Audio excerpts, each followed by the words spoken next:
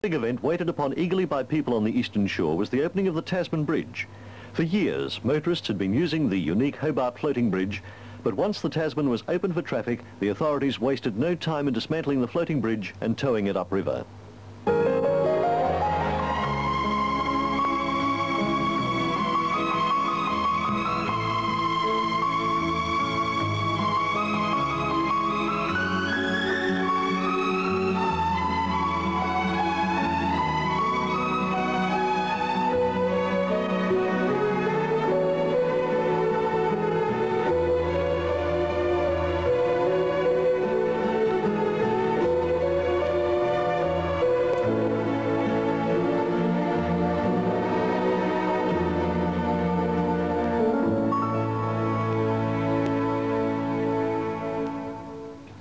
So another link with our past moved into history and a new era for development on the eastern shore.